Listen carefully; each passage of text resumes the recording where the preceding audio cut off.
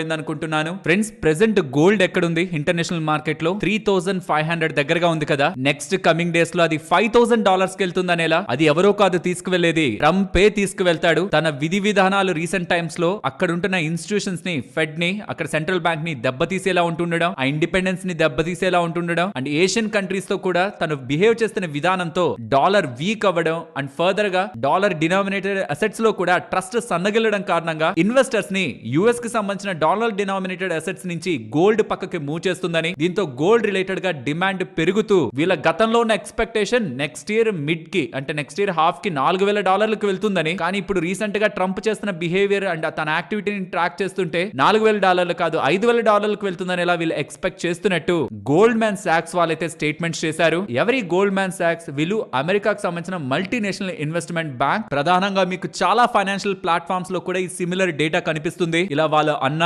50% పెరుగుతుందని ఎలా చెప్తున్నారు, కానీ కొన్ని ప్లాట్ఫామ్స్ లో అది 50 కాదు 42% around. But gold man socks వాళ్ళు చెప్తున్న లాజిక్ అయితే నేను రీసెంట్ డేస్ లో పదే చెప్తున్నాను. డాలర్ రిలేటెడ్ గా ఏషియాకి సంబంధించిన కొన్ని countries dollar denominated and US కి సంబంధించిన ట్రెజరీ, సోవరిన్ బాండ్స్, వీటన్నిటి నుంచి దూరం జరిగే ప్రయత్నం, ఆ డబ్బుల్ని తీసుకువెళ్లి గోల్డ్ లో పెట్టే ప్రయత్నం, వీటన్నిటితో గోల్డ్ రీసెంట్ టైమ్స్ లో స్టెబిలైజ్ అవుతుంది. ఇందుకే గోల్డ్ పెరుగుతుందని ప్రధానమైన కారణమని కూడా చెప్తూ ఉన్నాను. ఇదే ఫర్దర్ గా కంటిన్యూ అవుతూ వెళ్తూ సెంట్రల్ బ్యాంక్స్ అన్ని కూడా యుఎస్ నుంచి దూరం జరగాలని, గోల్డ్ ని కొనాలనే ప్రయత్నమే చేశాయనుకోండి, ఖచ్చితంగా పెరుగుతుంది. లేదు ట్రంప్ మళ్ళీ తన వైఖరిని మొత్తాన్ని మార్చుకున్నారనుకోండి, ఇదే గోల్డ్ మ్యాన్ సాక్స్ వాళ్ళు మళ్ళీ వచ్చి $5000 కాదు, గతంలో ట్రంప్ అలా ఉన్నాడు కాబట్టి అన్నాం, తన వైఖరి మొత్తం మారిపోయింది, బిహేవియర్ అంతా మారిపోయింది కాబట్టి మేము ఇప్పుడు ఇలా అంటామని మళ్ళీ తగ్గిస్తారు టార్గెట్ ని. సో ఇక్కడ ఆలోచించారా? Demand and supply Trump behaviour మీద ఆధారపడింది. మరి ట్రంప్ బిహేవియర్ ని ఎవరు డిసైడ్ చేస్తారు? అది కంప్లీట్లీ మన హ్యాండ్స్ లో ఉండదు. కాబట్టి తను ఎలా ఉంటున్నారు, దాన్ని బట్టి కంట్రీస్ ఎలా మూవ్ అవుతున్నాయి అనేది గోల్డ్ ప్రైస్ డిసైడ్ చేస్తుందన్న విషయాన్ని గుర్తుంచుకో.